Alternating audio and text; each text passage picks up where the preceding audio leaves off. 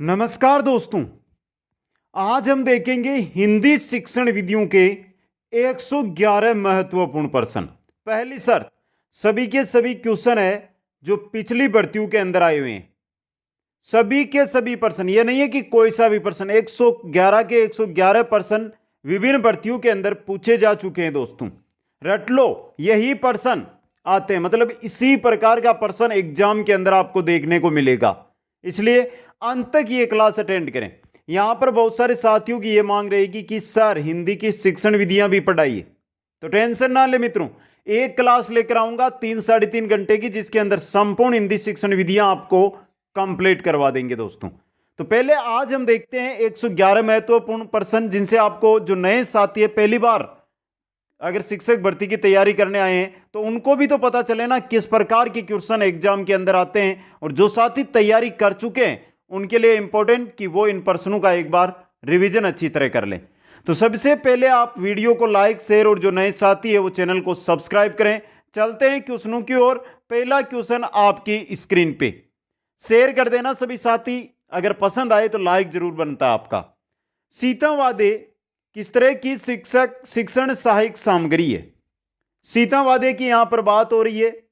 और सीतावादे की अगर हम बात करें मित्रों, तो ये क्या होता है? दर्शे सर्वे या दर्शे सर्वे, ये होता है आपका सर्वे साधन। क्या है सीतावादे? सर्वे साधन है। ऑप्शन 2 यहां पे सही है। क्वेश्चन नंबर 2 देखिए, निम्नांकित में से कौन सा जोड़ा सुमेलित नहीं है, वो आपको यहां पर बताना है। पहला, विश्वसनीयता, छात्रों द्वारा प्राप्त अंकों में विचलन न हो तथा पुनः मूल्यांकन के पश्चात भी अंक समान हो, उसे विश्वसनीयता कहा जाता है। चारों चीजें हैं, चारों से ही क्वेश्चन अलग से भी बनकर आ सकता है, इसलिए क्वेश्चन नंबर 2 को ध्यान से समझ लें। विश्वसनीयता किसको कहा जाता है? जी, जो अंक छात्रों के द्वारा जो प्राप्त अंक है मित्रों, अगर उनका पुनः मूल्यांकन किया जाए तो उतने ही अंक प्राप्त हो, उसको कहा जाता है विश्वसनीयता। दूसरा है वस्तुनिष्ठता, परीक्षक की रुचि, भावना, दृष्टिकोण का मूल्यांकन पर प्रभाव नहीं पड़ता है, उसको कहा जाता है वस्तुनिष्ठता। तीसरा है विभेदीकरण, मूल्यांकन सक्षम असक्षम छात्रों में भेद करने की सामर्थ्य रखता है, यह भी सही है आपका। तो विश्वसनीयता, वस्तुनिष्ठता और विभेदीकरण तीनों सही है। तो चौथा तो आपको पता अपने आप ही गलत है, क्योंकि एक तो असुमेलित है ही यहां पे। चौथा है वेदता, परीक्षक की रुचि, भावना, दृष्टिकोण का मूल्यांकन पर प्रभाव पड़ता है। यह तो वस्तुनिष्ठता होती है, वेदता नहीं, और प्रभाव नहीं पड़ता है। तो 4 नंबर ऑप्शन यहां पे आपका असुमेलित है, सही है। और 4 नंबर ऑप्शन। क्वेश्चन नंबर 3 देखिए, सतत एवं व्यापक मूल्यांकन की विशेषता नहीं है। विद्यार्थियों का चहुमुखी विकास करना विशेषता है, विद्यार्थियों को परीक्षा के भय से मुक्त करना यह भी है, निदानात्मक व उपचारात्मक शिक्षण में सहायक यह भी है, विद्यार्थियों में रटने की प्रवृत्ति विकसित करना यह गलत है। सतत और व्यापक मूल्यांकन के द्वारा रटन प्रवृत्ति उससे वंचित किया जा रहा है छात्रों को। तो 4 नंबर ऑप्शन यहां पे सही रहेगा।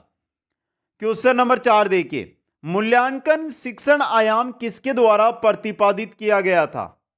सबको पता है, त्रिआयामी बताया था। किसने बताया था? ब्लूम ने। ऑप्शन 1 यहां पे सही रहेगा। क्वेश्चन नंबर 5 है, लिखित अभिव्यक्ति का साधन नहीं है।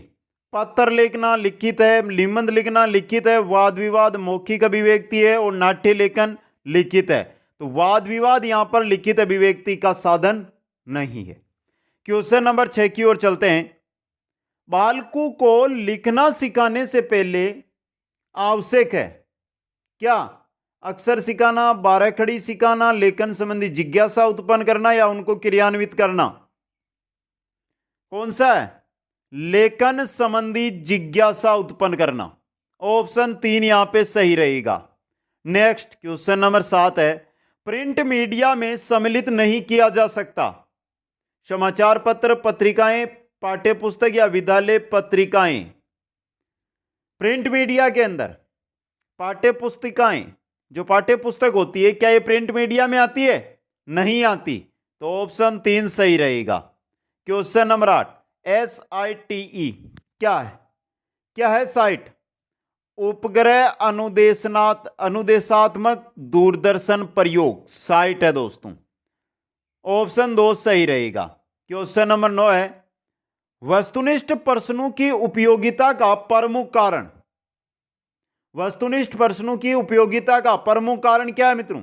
रटाई से मुक्ति, पाठ्यक्रम व्याप्ति, निष्पक्ष मूल्यांकन। निष्पक्ष मूल्यांकन वस्तुनिष्ठ प्रश्नों की उपयोगिता का प्रमुख कारण है निष्पक्ष मूल्यांकन। 9 नंबर क्वेश्चन का आपके 3 नंबर ऑप्शन है जो सही रहेगा।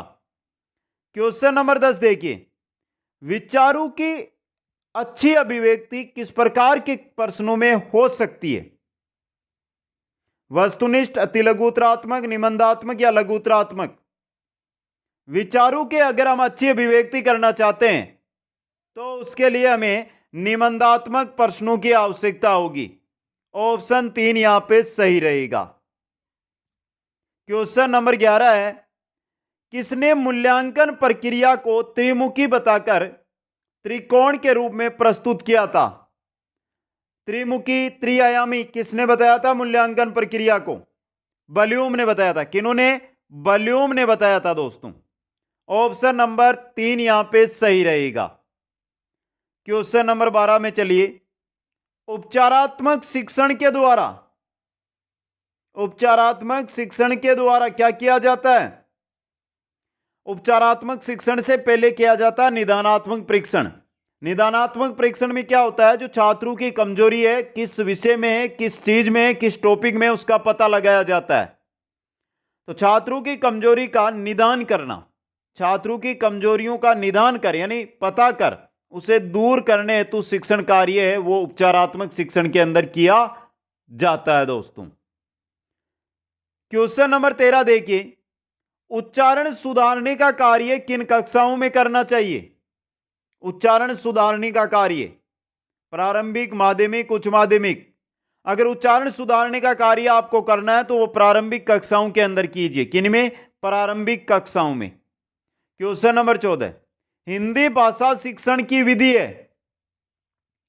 हिंदी भाषा शिक्षण की अनुकरण है, आगमन निगमन है, भाषा प्रयोगशाला है या उपयुक्त सभी है? ये तीनों ही विधियां मेरे को हिंदी भाषा शिक्षण की विधियां लग रही है, तीनों की तीनों विधियां। तो उपयुक्त सभी 4 नंबर ऑप्शन यहां पे सही रहेगा। क्वेश्चन नंबर 15 और इंपॉर्टेंट क्वेश्चन है ये, गृह कार्य का मुख्य उद्देश्य। अब क्वेश्चन अटकर आएगा कैसे? निम्न में से गृह कार्य का उद्देश्य कौन सा है? एक ही मिलेगा आपको वहां पर। तो पहला देखिए, छात्र को घर पर व्यस्त रखना, गृह कार्य का मुख्य उद्देश्य पूछा गया यहां पे। दूसरा है पढ़ाए गए पाठ को दोहराने के लिए अवसर देना, यह है आपका पढ़ाए गए पाठ को दोहराने के लिए अवसर देना गृह कार्य का मुख्य उद्देश्य होता है मित्रों। घर पे जाके छात्र उसको दोहराए। ऑप्शन 2 सही रहेगा। क्वेश्चन नंबर 16 देखिए, भाषा शिक्षण के उपागम। भाषा शिक्षण के उपागम है, पाठ संसर्ग उपागम है, रचना शिक्षण उपागम है, दोनों के दोनों उपागम है यहां पे। तो 3 नंबर ऑप्शन देखिए, उक्त 1 एवं 2 दोनों सही रहेगा, 3 नंबर ऑप्शन। क्वेश्चन नंबर 17, छात्रों के शब्द भंडार में वृद्धि करने का उपाय बताइए मित्रों। शब्दकोश का उपयोग करें, छात्रों में स्वाध्याय की प्रवृत्ति को बढ़ाना, शिक्षक द्वारा अच्छे व नए शब्दों का प्रयोग करना। इनके द्वारा छात्रों के अंदर शब्द भंडार में वृद्धि की जा सकती है। उक्त सभी 4 नंबर ऑप्शन सही रहेगा। क्वेश्चन नंबर 18 है, आगमन विधि के रूपों की संख्या है। आगमन विधि के रूप कितने होते हैं? 2 रूप होते हैं।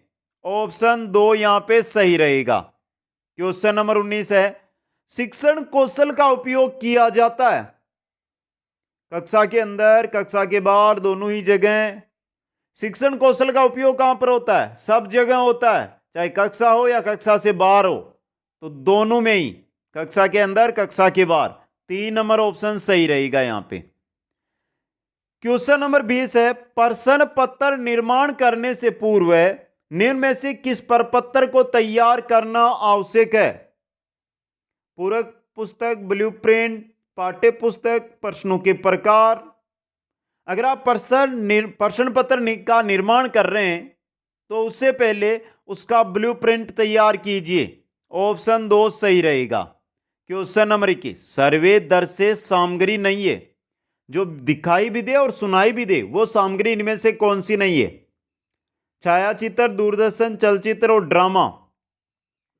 देखिए 2, 3 और 4 नंबर ऑप्शन में ना, ये तीनों आपको सुनाई भी देती है, दिखाई भी देती है, जबकि छायाचित्र सिर्फ दिखाई देता है, सुनाई नहीं। तो ऑप्शन 1 यहां पे सही रहेगा। क्वेश्चन नंबर 22 की ओर हम चलते हैं। मौखिक अभिव्यक्ति कौशल का विकास करने का सशक्त माध्यम है। मौखिक अभिव्यक्ति कौशल है, उसका अगर आप विकास करना चाहते हैं तो उसका सशक्त माध्यम कौन सा है? विद्यालय पत्रिका, नाटक, वाद विवाद या क्विज कार्यक्रम? कौन सा है? वाद विवाद है। ऑप्शन 3 यहां पे सही रहेगा। क्वेश्चन नंबर 23, मूल्यांकन का आवश्यक गुण है। मूल्यांकन का आवश्यक गुण कौन सा होता है? वस्तुनिष्ठता, विश्वसनीयता, वैधता या सभी? ये सभी होते हैं मित्रों, उक्त सभी। 4 नंबर ऑप्शन सही रहेगा। क्वेश्चन नंबर 24 अटेंड कीजिए। भाषा दक्षता का प्रारंभिक कौशल है।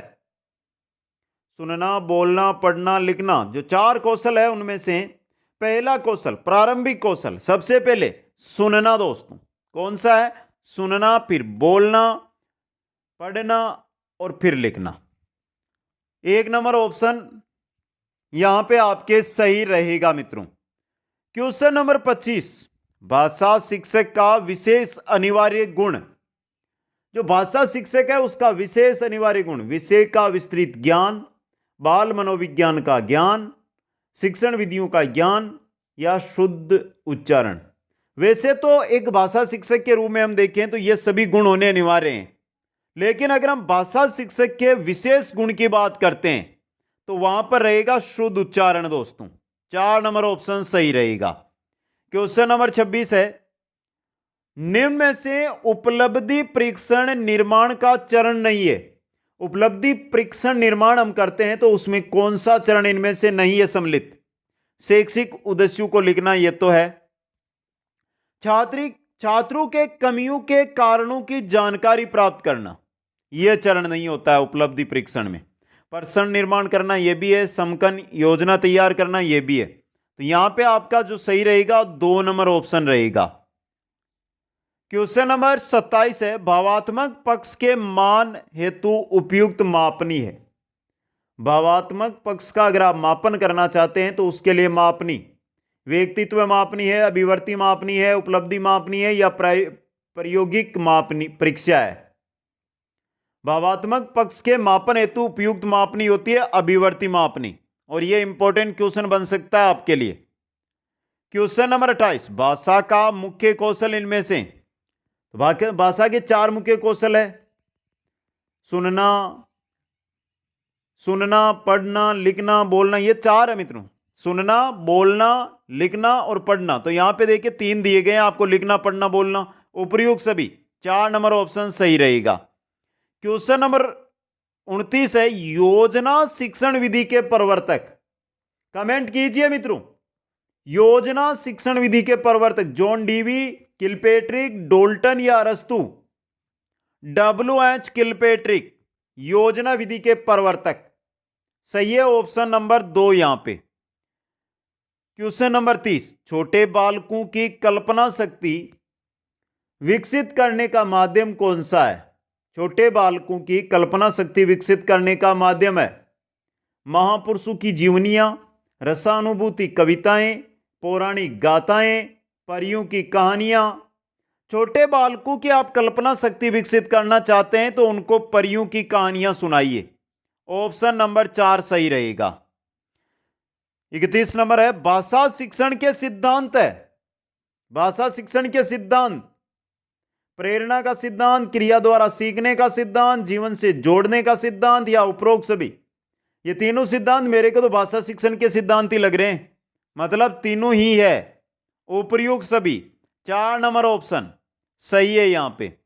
क्वेश्चन नंबर 32 है। भाषाई कौशलों जैसे सुनना, बोलना, पढ़ना और लिखना का विकास किस कक्षा तक पूर्ण हो जाना चाहिए? यह अच्छा क्वेश्चन है आपके लिए। किस कक्षा तक? कक्षा 5 में जब बालक पहुंचे या 5 को जब पार करे उस समय चारू कौशलों का विकास है उसका हो जाना चाहिए दोस्तों। क्वेश्चन नंबर 33 है, छात्र की मौखिक अभिव्यक्ति की योग्यता का मूल्यांकन करते समय निम्न में से आवश्यक है। एक छात्र है जिसकी मौखिक अभिव्यक्ति की जो योग्यता है उसका आप मूल्यांकन कर रहे हैं, तो उसके लिए क्या आवश्यक है? शुद्ध उच्चारण, उचित गति, व्याकरण सम्मत भाषा का प्रयोग, तीनों आवश्यक है। ये उपयुक्त सभी 4 नंबर ऑप्शन सही रहेगा। क्वेश्चन नंबर 34 है, श्रवण कौशल को विकसित करने के लिए उपयुक्त प्रणाली है। श्रवण कौशल को अगर आप विकसित करना चाहते हैं तो उसके लिए प्रणाली व्याख्या प्रणाली है, तुलना प्रणाली है, गीत प्रणाली है या खेल प्रणाली है? श्रवण कौशल को विकसित करने के लिए उपयुक्त प्रणाली होती है खेल प्रणाली। कौन सी? खेल प्रणाली दोस्तों। नेक्स्ट क्वेश्चन नंबर 35, परियोजना विधि में कितने मुख्य सोपान प्रयुक्त होते हैं? जो परियोजना विधि है उसके अंदर मुख्य सोपान 4, 3, 8, 6 कितने? 6 मुख्य सोपान काम में लिए जाते हैं। क्वेश्चन नंबर 36 देखिए, विशिष्ट से सामान्य का सिद्धांत निम्न में से किसमें प्रयोग होता है? विशिष्ट से सामान्य का जो सिद्धांत है वो कौन सी में? विश्लेषण, स्वतः शोध विधि, संश्लेषण विधि या आगमन विधि? विशिष्ट से सामान्य का जो सिद्धांत है यह आगमन विधि में प्रयुक्त होता है मित्रों। किसमें होता है? आगमन। और बहुत एग्जामों में क्वेश्चन आ चुका है, ये बहुत एग्जामों में। 4 नंबर ऑप्शन आपका सही रहेगा। क्वेश्चन नंबर 37 है, अच्छे प्रश्न पत्र की क्या विशेषता है? वैधता, विश्वसनीयता, 1 व 2 दोनों या व्यापकता या विस्तृत? वैधता होती है, विश्वसनीयता होती है, 3 नंबर 1 व 2 दोनों सही है, लेकिन व्यापकता नहीं, यह गलत है। यहां पे ऑप्शन तो आपका यहां पे सही रहेगा 3। क्वेश्चन नंबर 38, कौन से प्रक्षेपित सामग्री है? प्रक्षेपित सामग्री आपको यहां पे क्वेश्चन नंबर 38 में बतानी है। बुलेटिन बोर्ड, OHP, प्रतिमान, फ्लैनल बोर्ड। यहां पर OHP है आपकी प्रक्षेपित सामग्री। 39 नंबर क्वेश्चन है, सहस्वर वाचन का अभ्यास कराने के लिए सबसे उपयुक्त साधन क्या है? आदर्श वाचन, अनुकरण वाचन, सामूहिक वाचन या पाठ्य पुस्तक वाचन? सहस्वर वाचन का आप अभ्यास कराते हैं तो उसके लिए उपयुक्त साधन कौन सा? सामूहिक वाचन वाला। 3 नंबर ऑप्शन है जो यहां पे आपका क्या रहेगा? सही रहेगा। क्वेश्चन नंबर 40 है, मौन वाचन कब शुरू करना चाहिए? तीसरी कक्षा से, चौथी कक्षा से, छठी कक्षा से या दूसरी कक्षा से? मौन वाचन कब शुरू किया था आपने? मौन वाचन आपने किया या ना किया, लेकिन तीसरी कक्षा से शुरू कर देना चाहिए। आप आगे शिक्षक बने तो वहां पर तीसरी कक्षा के छात्रों में मौन वाचन शुरू करें। क्वेश्चन नंबर 41, साइलेंट रीडिंग किसकी रचना है? यह क्वेश्चन भी आया हुआ एग्जाम के अंदर। साइलेंट रीडिंग डेचेंट, स्मिथ, ब्राइन या पिंटर? ब्राइन की है ये। किनकी है? ब्राइन की रचना है silent reading.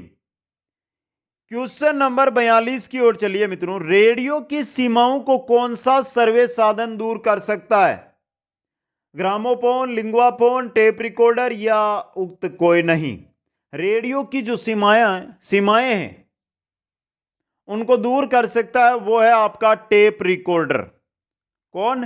Tape recorder. Question number 43, Linguaphone कैसा शैक्षिक उपकरण है?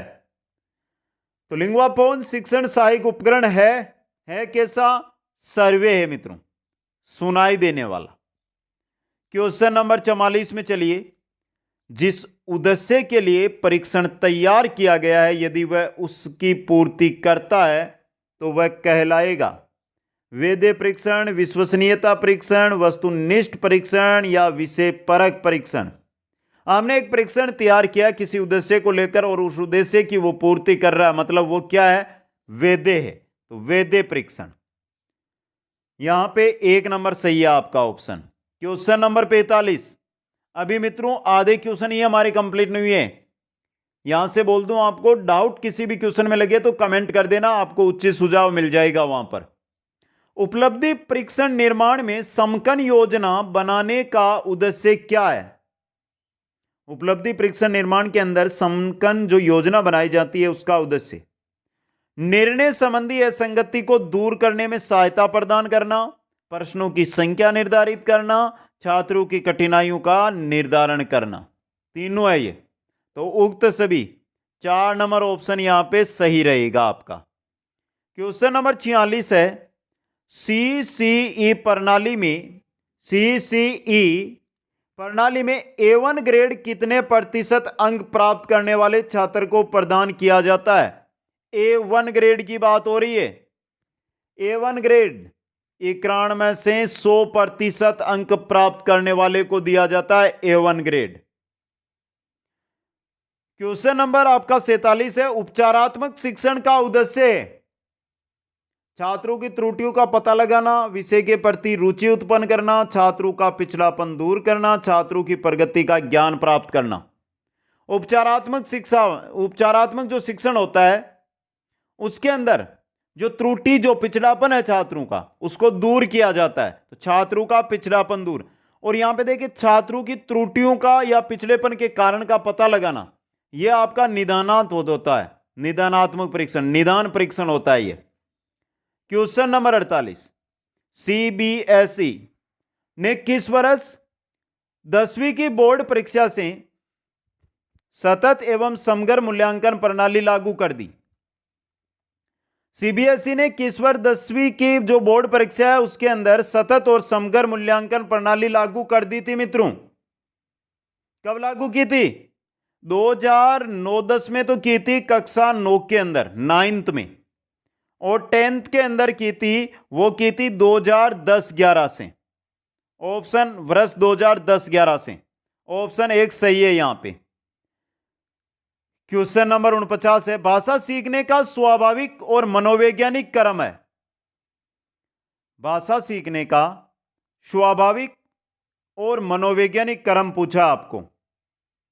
पढ़ना, सुनना गलत, बोलना गलत। पहला सुनना होता है, तो सुनना, बोलना, पढ़ना और लिखना, यह होता है भाषा सीखने का स्वाभाविक क्रम। 3 नंबर ऑप्शन सही रहेगा। क्वेश्चन नंबर 50 है, भाषा शिक्षण के सिद्धांत है प्रेरणा का सिद्धांत, क्रिया द्वारा सीखने का सिद्धांत, जीवन से जोड़ने का सिद्धांत, या सभी? ये सभी भाषा सीखने के सिद्धांत ये आपके उक्त सभी 4 नंबर ऑप्शन सही है यहां पे। क्वेश्चन नंबर 51 है, भाषा दक्षता या भाषा कौशल विकास किया जा सकता है शुद्ध उच्चारण के माध्यम से, लिपि व वर्तनी का सही ज्ञान कराकर, शब्द रचना का ज्ञान कराकर। इन तीनों प्रकार से भाषा दक्षता, भाषा कौशल का विकास किया जा सकता है। उक्त सभी प्रकार से किया जा सकता है। क्वेश्चन नंबर 52 है, रचना शिक्षण के मुख्य रूप होते हैं 5, 3, 2, 7, पहले भी देख लिया हमने, 2 रूप होते हैं। 3 नंबर ऑप्शन सही है यहां पे। क्वेश्चन नंबर 53, बहुत अच्छा क्वेश्चन, निगमन विधि मनोवैज्ञानिक विधि है, अमनोवैज्ञानिक विधि है, कुछ कह नहीं सकते या उक्त कोई नहीं। जो आपकी निगमन विधि है ना, यह अमनोवैज्ञानिक विधि होती है मित्रों। 2 नंबर ऑप्शन सही रहेगा। क्वेश्चन नंबर 54 है, पाठोपरांत मूल्यांकन किसे कहते हैं? पाठ प्लस उपरांत, पाठ के बाद, तो पाठ पढ़ाने से पूर्व का, पाठ पढ़ाते समय का, पाठ पढ़ाने के बाद या घर पर का। पाठोपरांत मतलब पाठ पढ़ाने के बाद जो मूल्यांकन, जो परीक्षण किया जाता है वो। 3 नंबर ऑप्शन सही है यहां पे। क्वेश्चन नंबर 55 है, प्रारंभिक अवस्था में बालक भाषा सीखता है। प्रारंभिक अवस्था के अंदर बालक भाषा सबसे पहले सुनता है, तो श्रवण के द्वारा। अब ऑप्शन देखिए यहां पे, श्रवण 3 और 4 में, श्रवण के बाद वो उस चीज का जो सुनता है उसका क्या करता है? निरीक्षण, और फिर धीरे धीरे उसका अनुकरण करने लग जाता है। तो श्रवण, निरीक्षण और अनुकरण के द्वारा यह इंपॉर्टेंट क्वेश्चन बन सकता है एग्जाम के अंदर। ऑप्शन 3 यहां पे सही रहेगा। क्वेश्चन नंबर 56 है आपका, वाक्य विश्लेषण के शिक्षण हेतु उपयुक्त विधि है आगमन, निगमन, गीत अभिनय या उक्त सभी। वाक्य का विश्लेषण करना है तो आगमन विधि सर्वश्रेष्ठ रहेगी आपके लिए। क्वेश्चन नंबर 57, मौन वाचन से क्या लाभ है? देखिए, मौन वाचन का लाभ पूछा आपको। ज्ञान में वृद्धि, ज्ञान की वृद्धि होती है, अवकाश के समय का सदुपयोग होता है, खरीदी गई किताब का सदुपयोग, यह कोई मौन वाचन का लाभ नहीं होता है। शारीरिक वृद्धि मौन वाचन में नहीं होती है। यहां पे आपका 1 व 2 ये दोनों के दोनों क्या है मित्रों? सही है। यहां पे ऑप्शन 1 ऑप्शन 2 दोनों सही है यहां पे। क्वेश्चन नंबर 58, बालक परिवार में रहकर कैसी भाषा सीख जाता है? बालक जब परिवार में रहता है तो कैसी भाषा सीखता है? सांकेतिक, लिखित, बोलचाल या कोई नहीं? बोलचाल की भाषा। 3 नंबर ऑप्शन सही रहेगा।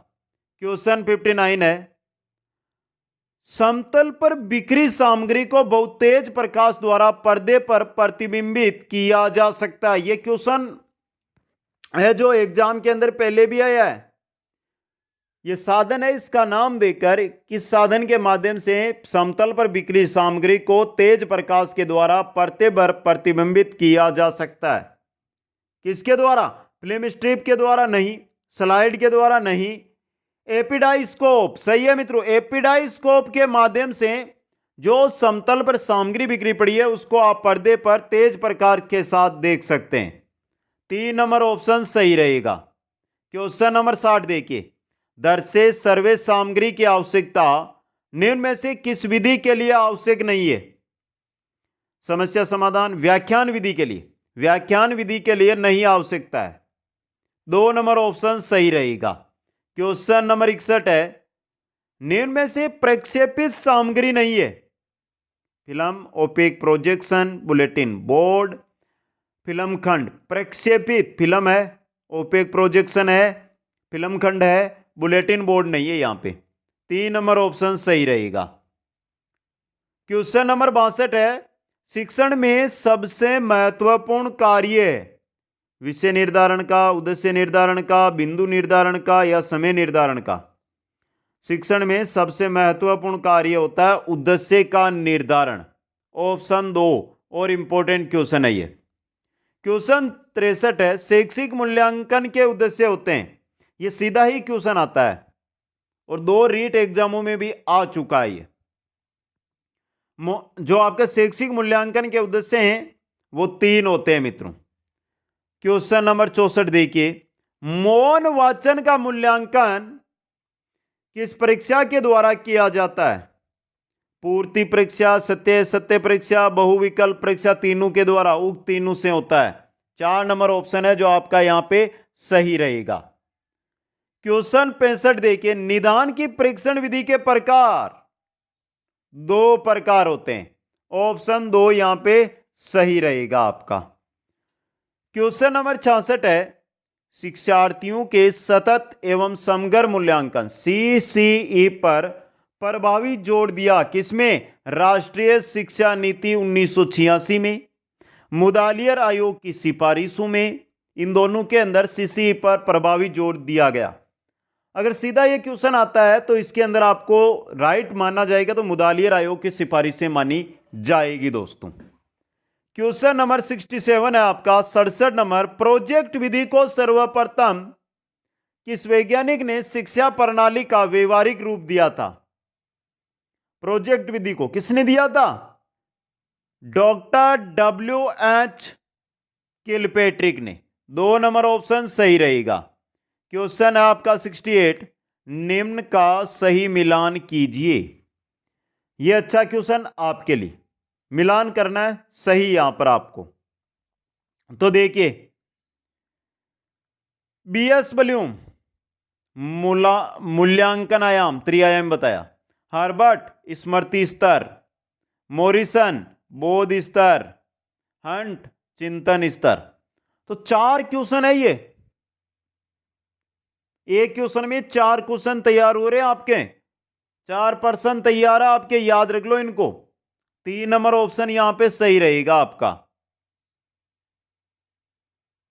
आगे चलते हैं, क्वेश्चन नंबर 69। मूल्यांकन आयाम के निम्न 3 सोपान होते हैं। 3 सोपान कौन कौन से होते हैं मैंने अभी तक नहीं बताए थे, यहां पर मैंने आपको बता रहा हूं। ये 3 सोपान किसके द्वारा दिए गए वो मैं हम बात करेंगे। पहले तीनों सोपान देख लो। पहला है शैक्षिक उद्देश्यों का निर्धारण करना, अधिगम के अनुभव प्रदान करना और व्यवहार परिवर्तन का मूल्यांकन करना। उद्देश्य, अनुभव और मूल्यांकन, ये 3 उद्देश्य सोपान है मित्रों। और ये सोपान किसके द्वारा दिए गए थे? Doctor BS. बलूम के द्वारा। क्वेश्चन 70 है आपका, मूल्यांकन की प्रक्रिया है उद्देश्यों की उपलब्धि के विस्तार का निर्धारण करने की, परिणामों की गुणवत्ता व मूल्यों का निश्चय करना, अनुदेशन के परिणामों की तुलना करना। यह मूल्यांकन की प्रक्रिया है मित्रों। तो उपयुक्त सभी ऑप्शन नंबर 4 यहां पे सही रहेगा। क्वेश्चन 71। अधिगम अनुभव केंद्रित इकाई योजना में निम्न में से किस पर अधिक बल दिया जाता है? अधिगम अनुभव केंद्रित इकाई योजना में निम्न में से किस पर अधिक बल दिया जाता है? पाठ्यक्रम पर, छात्र अनुक्रिया पर, शिक्षक अनुक्रिया पर, या पाठ्यक्रम व शिक्षक अनुक्रिया दोनों पर? अधिगम अनुभव केंद्रित इकाई योजना है, उसके अंदर छात्र अनुक्रिया पर बल दिया जाता है। किस पर? छात्र अनुक्रिया पर दोस्तों। क्वेश्चन नंबर 72 में चलिए मित्रों। पर्यवेक्षित अध्ययन विधि का विकास किस स्तर के शिक्षण को ध्यान में रखकर किया गया है? पर्यवेक्षित अध्ययन विधि का जो विकास किया गया ना मित्रों, वो किसके स्तर को ध्यान में रखकर किया गया है? बोध स्तर को ध्यान में रखकर। 3 नंबर ऑप्शन सही रहेगा। Question number 73।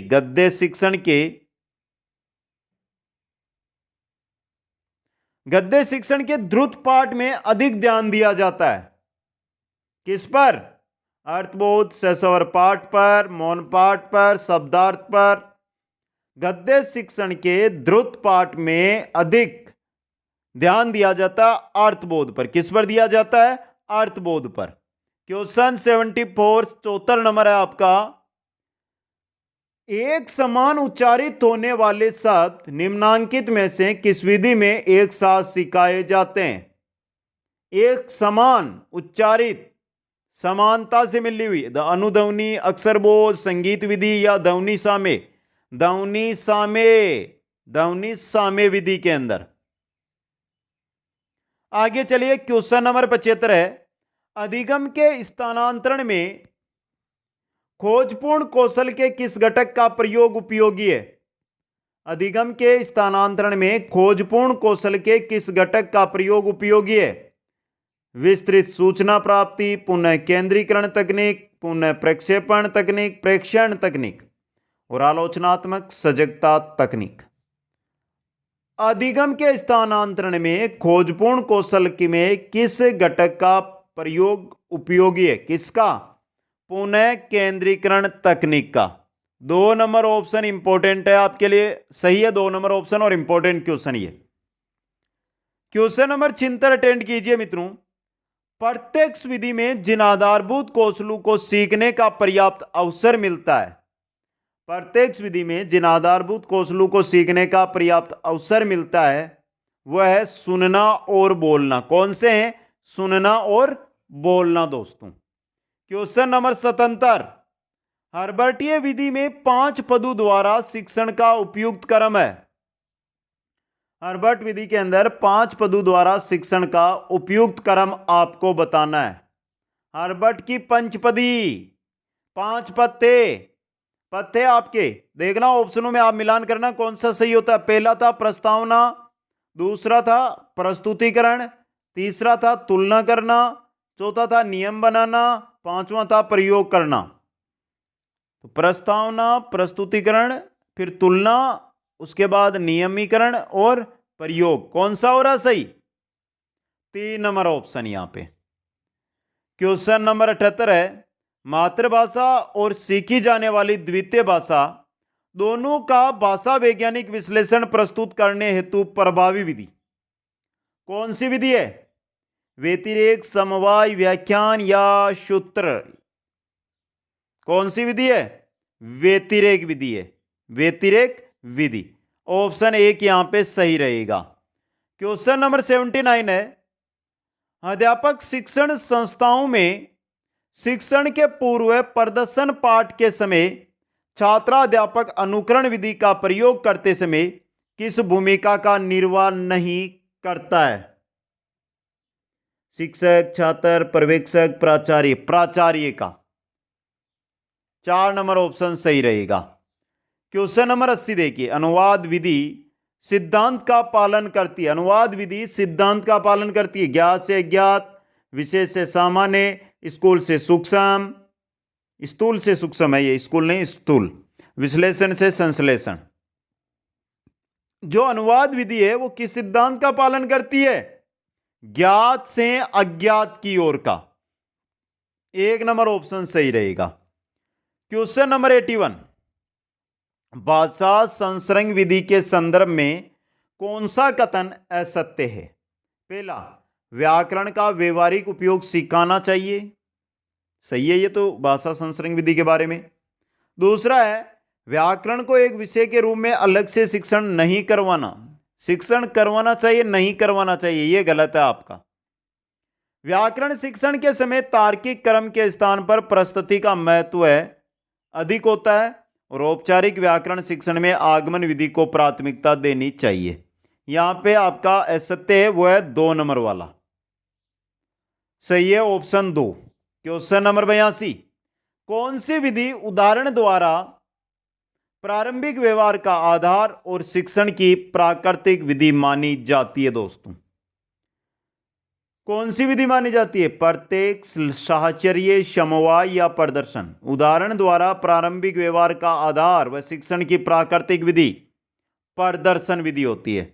4 नंबर ऑप्शन यहां पे सही रहेगा। क्वेश्चन नंबर 83 देखिए, विद्यार्थियों के अधिगम योग्यता, ग्रहणशीलता व प्रस्तुत विषय वस्तु संबंधी कठिनाई को समझने के लिए शिक्षक को क्या करना चाहिए? प्रस्तावना प्रश्न, प्रश्न सहजता कौशल, मूल्यांकन प्रश्न या बोध प्रश्न? क्या करना चाहिए? बोध प्रश्न करने चाहिए। क्वेश्चन 84 है आपका, मनोवैज्ञानिक दृष्टिकोण से सूक्ष्म शिक्षण किस मनोवैज्ञानिक के अधिगम सिद्धांत पर आधारित है? सूक्ष्म शिक्षण किस पर आधारित है? Skinner, B.F. स्किनर के अधिगम सिद्धांत पर आधारित। क्वेश्चन नंबर 85, निम्नांकित में से कौन सा कथन प्रबलन कौशल का घटक नहीं है? अंतःक्रियावाणी में विविधता, विद्यार्थी उत्तरों का प्रयोग, समीपता एवं स्पर्श, मौखिक स्वीकृति। प्रबलन कौशल का घटक अंतःक्रियावाणी में विविधता, ये नहीं है आपका। क्वेश्चन नंबर 86 है, दल शिक्षण के लिए उपयुक्त कथन है कौन सा है? प्रत्येक दल सदस्य का उत्तरदायित्व पृथक स्तरीय होगा, यही का उपयुक्त कथन है आपका। पहला ही ऑप्शन सही हो गया यहां पे। क्वेश्चन 87, अभिकर्मित अनुदेशन विधि के संदर्भ में सूची सुमेलित कीजिए। तो करिए मित्रों। पहला दिया आपको, अधिगम के विज्ञान एवं शिक्षण की कला किस मनोवैज्ञानिक के द्वारा दी गई? अच्छा, इंपॉर्टेंट क्वेश्चन आपके लिए, बताइए मित्रों किसके द्वारा? स्किनर के द्वारा। सांख्यिकीय प्रोग्रामिंग क्राउंडर के द्वारा। अनुकूलीय प्रोग्रामिंग पास के द्वारा और मैथमेटिक्स प्रोग्रामिंग गिलबर्ट के द्वारा। 3 4 1 2 सही उत्तर का क्रमांक 4 नंबर 3 4 1 2। क्वेश्चन नंबर 88 है, किस विधि में भाषा व्यवहार पुष्टि के लिए पखवाड़े तक कार्य गोष्ठी की जा सकती है? किस विधि में भाषा व्यवहार पुष्टि के लिए पखवाड़े तक कार्य गोष्ठी की जा सकती है? दूरस्थ शिक्षण विधि के अंदर। इंपॉर्टेंट क्वेश्चन बन सकता है। क्वेश्चन 89, रसानुभूति पाठ का संबंध होता है किससे? भावात्मकता से। रसानुभूति पाठ का संबंध भावात्मकता से होता है मित्रों। ऑप्शन नंबर 1 यहां पे सही रहेगा। क्वेश्चन नंबर 90 देखिए, उच्च प्राथमिक स्तर पर भाषा का सर्वोपरि उद्देश्य, वो भी उच्च प्राथमिक स्तर पर पूछा है। सरसरी और तीव्र गति से पढ़ना, भाषा के सौंदर्य शास्त्र से परिचय, निजी अनुभवों के आधार पर भाषा का सृजनशील इस्तेमाल, विभिन्न साहित्यिक विधाओं का गहनतम ज्ञान प्राप्त करना। उच्च प्राथमिक स्तर पर भाषा का सर्वोपरि उद्देश्य है निजी अनुभवों के आधार पर भाषा का सृजनशील इस्तेमाल। 3 नंबर ऑप्शन सही रहेगा। क्वेश्चन नंबर 91, सुनी पढ़ी और समझी हुई भाषा को सहज और स्वाभाविक लेख द्वारा अभिव्यक्त करने की क्षमता का विकास करने में निम्नलिखित में से कौन सहायक है? कौन है? सुनी देखी पढ़ी घटना को अपने शब्दों में लिखित रूप में अभिव्यक्त करना, यह सहायक। 4 नंबर ऑप्शन सही रहेगा।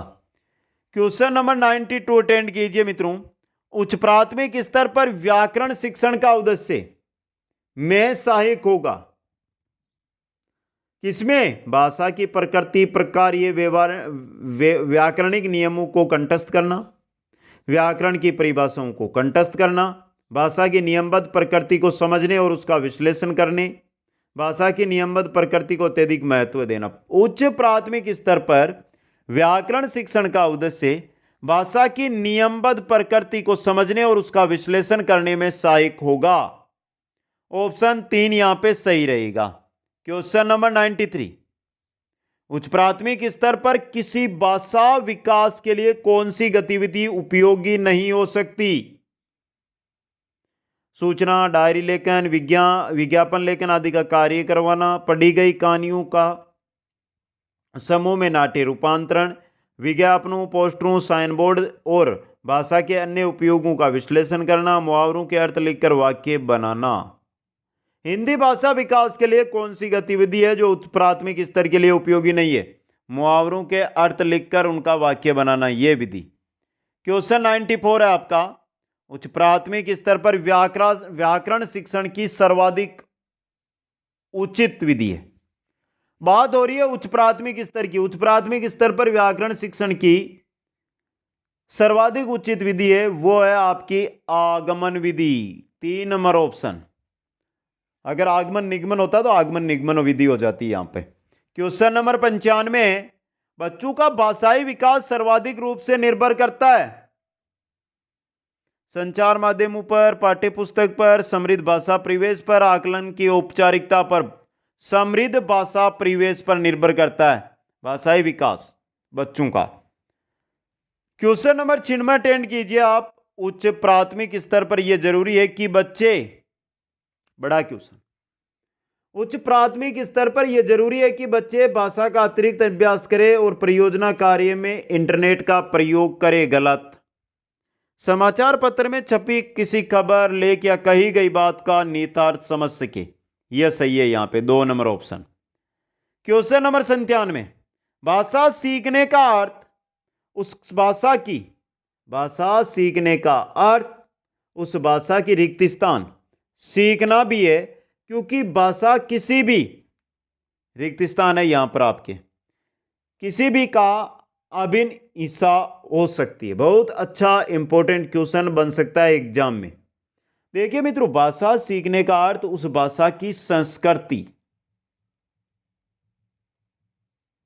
संस्कृति सीखना भी है, क्योंकि भाषा सीखने, भाषा किसी भी संस्कृति का अभिन्न हिस्सा होती है, तो दोनों में संस्कृति। ऑप्शन 1 यहां पे सही रहेगा, संस्कृति, संस्कृति।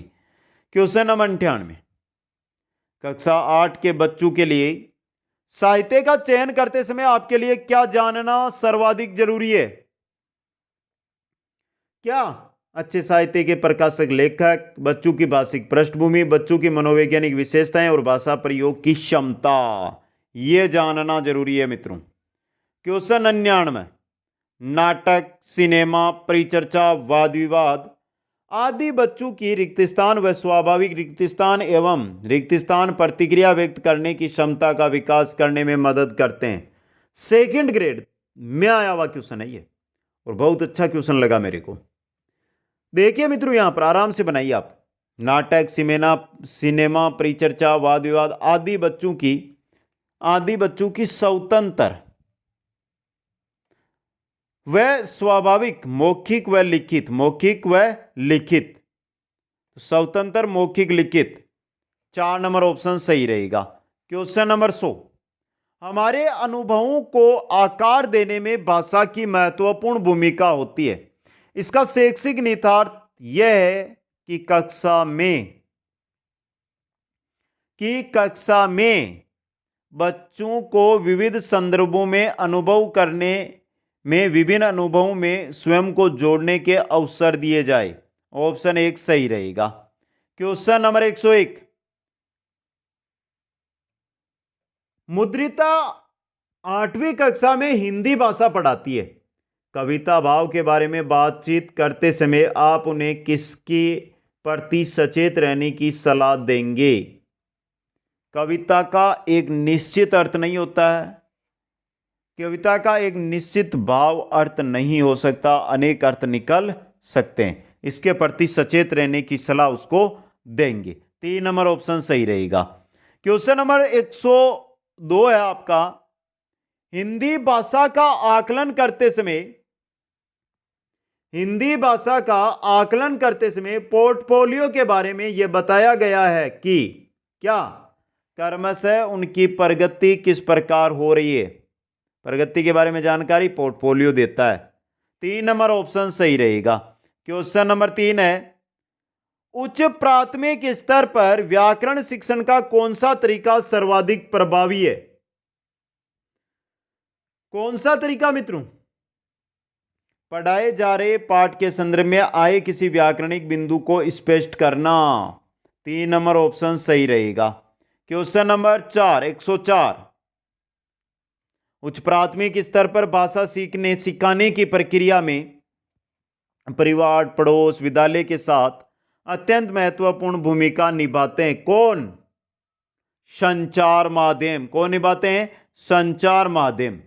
क्वेश्चन नंबर 5, 105, मुहावरे लोकोक्तियों